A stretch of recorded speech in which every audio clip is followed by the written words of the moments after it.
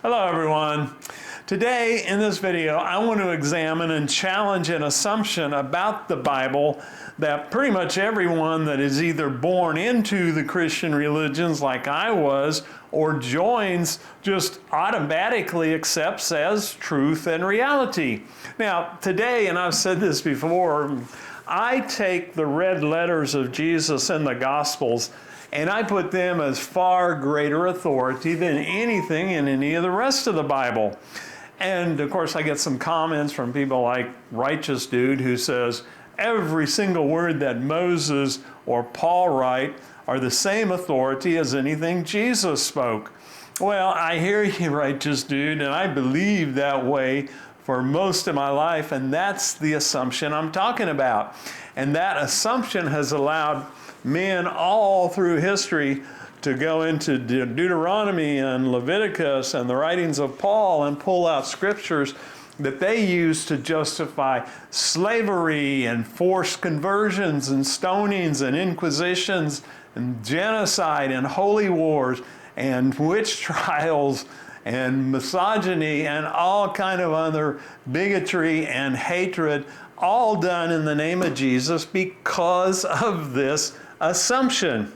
So I want to, and ironically, the justification for this assumption comes from something Jesus said in the Sermon on the Mount when he said, I didn't come to abolish the law.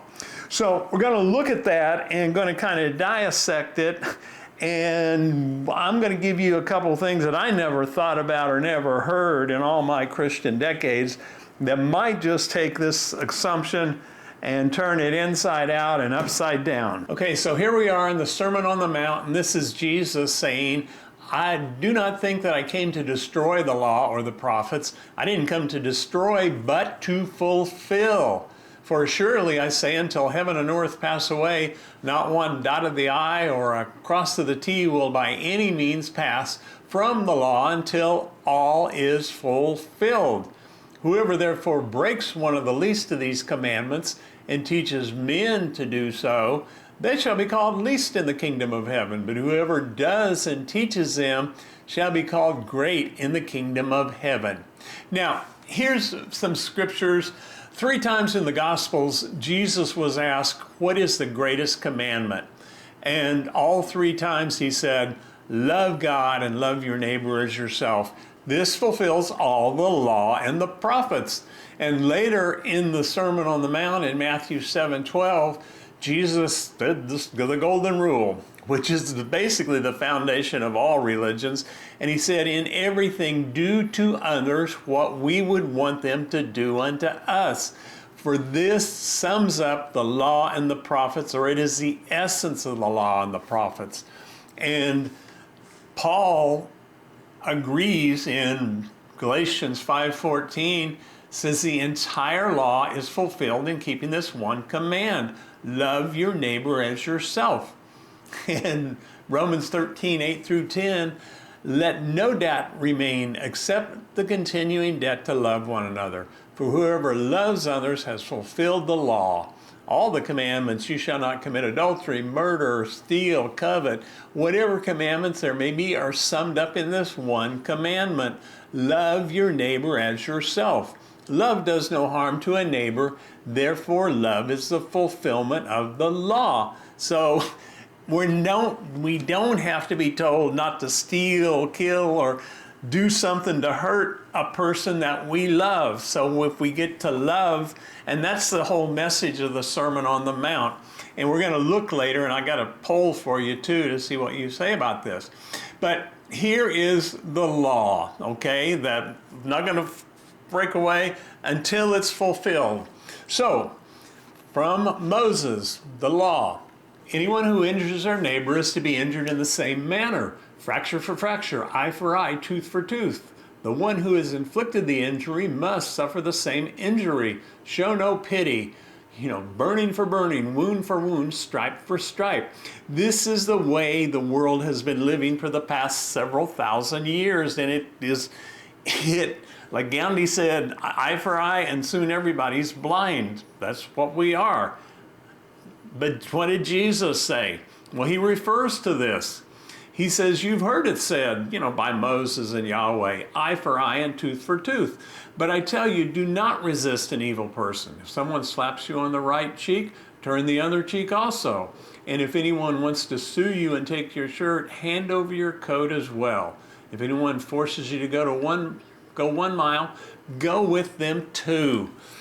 This is love. This is how you change the world from the mess that we're in now of division and hate and fear and retribution to love. And Jesus modeled this perfectly. This could not be more polar opposite to the law of Moses. I mean, absolute extreme polar opposites. Here's another one. In the Old Testament, I mean, there is a lot of just bloodshed and genocide and going in and just to cities and villages and killing men, women, children, nursing babies, taking the women sometime as slaves, just evil stuff. And there's always, this definitely is going to create enemies. And what did Jesus say? He said, you've heard it was said, love your neighbor, but hate your enemy. But I tell you, love your enemies, pray for those who persecute you, that you may be children of your Father in heaven. And this again is love. I mean, this is the whole message. Jesus just came to say, love one another. That's it. You fulfill all the law. And if you do that, you will find love, joy, and peace within yourself, within ourselves. And then we can manifest it into the world. We're supposed to be bringing the kingdom of heaven here to earth, but we have the kingdom of hell because we fight and repay evil for evil and eye for eye. And we need to be strong and stand up and begin loving one another. And the verse goes on, and this we don't get, but I think everybody in that culture would have gotten when it says that God causes his sun to rise on the evil and good and sends rain to the righteous and the unrighteous. And the reason is because in the Old Testament, God said, if you do not obey, if you are not righteous, I'm going to withhold rain from you, and you're going to there's going to be famine, and I'm going to make it tough on you. So when Jesus said he sends, rain upon the righteous and the unrighteous, he's going against again what Yahweh said in the law. And here's another law that Jesus broke and taught other people to break. And in Deuteronomy 6:13, God commanded, you shall fear the Lord your God and serve him, and you shall take oaths in his name. Well, that's pretty self-explanatory. You're supposed to take oaths. So what does Jesus say? He said, refers back to it. Again, you've heard that it was said by people long ago, do not break your oaths, but fulfill to the Lord the vows you have made. But I tell you, do not swear an oath at all. He said either by heaven and God, so it goes on. So here again, Jesus is teaching the polar opposite of what Moses and Yahweh in the Old Testament taught. And here's another time. The Sabbath was to be kept. Breaking the Sabbath, you could be stoned to death. Moses, they found a man picking up sticks in the wilderness, and the people grabbed him and took him to Moses, and Moses said, stone him to death, and so he was stoned. So here's Jesus, and he was doing all kind of stuff, healing people, picking grain on the Sabbath, and the Jewish leaders were really mad, and they were persecuting him. And he said, my Father is always at work, and I am working too. And for this reason, they thought the more to kill him, because he was not only breaking the Sabbath, he was calling God his Father. And here's a list of, I think there's 8 verses here, where Jesus either breaks the Sabbath, he causes other people to break the Sabbath by carrying their mat or all kind of stuff. Here's another one. Moses commanded, if a man commits adultery with another man's wife, both the adulterer and the adulteress are to be put to death. So when the priests and the teachers of the law brought a woman caught in adultery to Jesus when he was teaching in the temple, they had him, because he couldn't say, no, no, no, don't stone her, because he would have been going against the law of Moses. And he couldn't have said, stone her, because that goes against everything he taught of, to love one another. So what did he do? He said, okay, but the first, whoever is without sin, you cast the first stone. I mean, Jesus was a gangster, man. This was in the temple, in the belly of the beast, standing up against the hierarchy who was controlling the lives and minds of the people, and he backs them down. And then he says to the woman, after everybody left, he said, where are your accusers? Doesn't anybody accuse you or condemn you?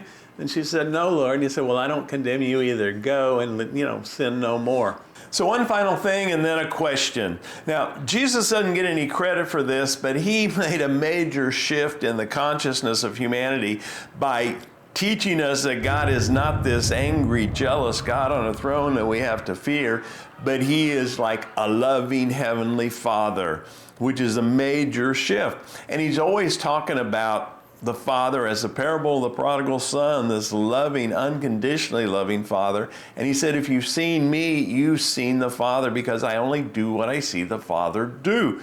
So in the Sermon on the Mount, he's talking to the people, and he says something that Christians today, most of them just don't even notice, but everybody back then would have picked up on what he was saying. And he's talking about how loving God is and how God wants only good things for his children. And he said, which of you, if your son would ask for bread, would give him a stone? I mean, who would do that? What kind of a parent? Or if he asked for a fish, would give him a snake? Well, if you then, even though you're evil, know how to give good things to your children, how much more will your Father in heaven give good gifts to the ones who ask him? Now, the reason that he said this, and the reason that everybody back then probably gasped, was because they knew the story when the children of Israel were in the wilderness and they didn't have any bread or they didn't have any meat. They were tired of eating manna, and they were saying, we want bread, we want some meat to eat. So what did God do? Did he give his children bread? No, he sent poisonous snakes that bit and killed many of them. So these are some of the reasons that I see, Christ and Christianity as two different things, and I don't think anything has slandered and misrepresented the beauty of Jesus and his message more than the Christian religions have, because they've taken him and tied him in with all of these evil acts that he actually taught totally against. So if you see this and you begin to put into practice Jesus' words, it's going to change the entire understanding of what Christianity is and how it is expressed into the world today. So leave me a comment whether you think Jesus' words are greater than Moses and Paul or equal, and I'll put a poll in the community tab too.